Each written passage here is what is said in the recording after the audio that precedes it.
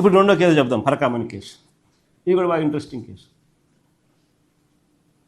ఈ పరకామణి కేసు అసలు ఆశ్చర్య కలిగించే కేసు. నిజంగా ఈరోజు నిజంగా పరకామణి అనేది అసలు కేసు ఏంది అని ఒకసారి చూస్తే, ఆ రోజు హుండీ డబ్బులు లెక్కిస్తూ లెక్కిస్తూ చిన్న చోరీ,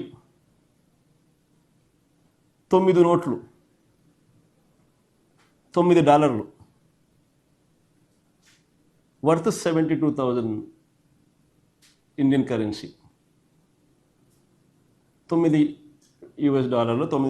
నోట్, అది చోరీ, లెక్కిస్తూ చోరీ. ఆ దొంగను పట్టుకున్న పోలీసు అధికారి మరణించేలా చంద్రబాబు వ్యవస్థలను దిగజార్చాడు. ఆశ్చర్యం ఇది.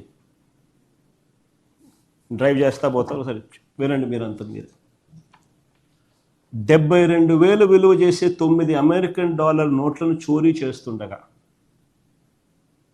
ఆ దొంగను పట్టుకోవడం నేరం అవుతుందా? నేను అడుగుతా ఉన్నా, ఆ దొంగను పట్టుకోవడం నేరం అవుతుందా? దీనికి ప్రాయశ్చిత్తంగా ఆ దొంగ కుటుంబ సభ్యులు 14 కోట్ల విలువైన వారి ఆస్తులను వారు దేవుడికి ఇవ్వడం తప్పవుతుందా?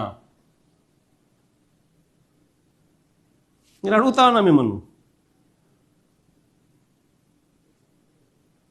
దీనికి ప్రాయశ్చిత్తంగా ఆ దొంగ కుటుంబ సభ్యులు 14 కోట్ల విలువైన వారి ఆస్తులను వారు దేవుడికి ఇవ్వడం తప్పవుతుందా?